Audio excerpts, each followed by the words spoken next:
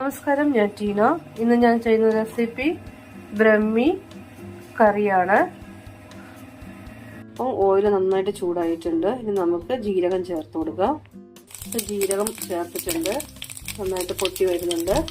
കുറച്ച് മഞ്ഞൾപ്പൊടിയും മുളക് പൊടിയും ചേർത്ത് കൊടുക്കാം.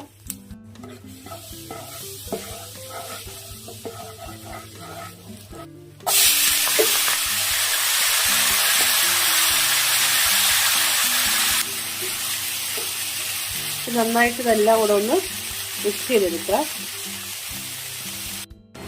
അപ്പോൾ ഞാൻ കുറച്ച് ഉപ്പ് എടുത്തിട്ടുണ്ട്, ഉപ്പ് ചേർത്തിട്ടുണ്ട്, ജിഞ്ചർ ഗാർലിക് പേസ്റ്റ് ചേർത്തിട്ടുണ്ട്. ഇതും കൂടെ നന്നായിട്ടൊന്ന് മിക്സ് ചെയ്യുക.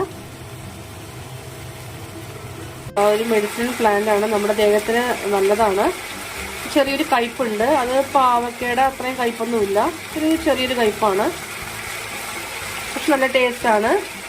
നമ്മുടെ ദേഹത്തിന് ഏറ്റവും നല്ല ഗുണമുള്ളൊരു ഹെർബലാണ്, ഒരു ലീഫാണിത്.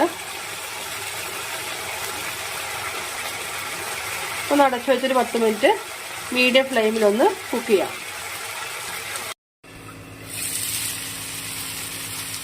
ഇവിടെ നന്നായിട്ട് റെഡി ആയിട്ടുണ്ട്.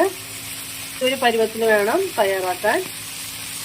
റൈസിൻ്റെ കൂടെ റൊട്ടിയുടെ കൂടെ കഴിക്കാൻ നല്ല ടേസ്റ്റ് ഉള്ള ഒരു കറിയാണ്.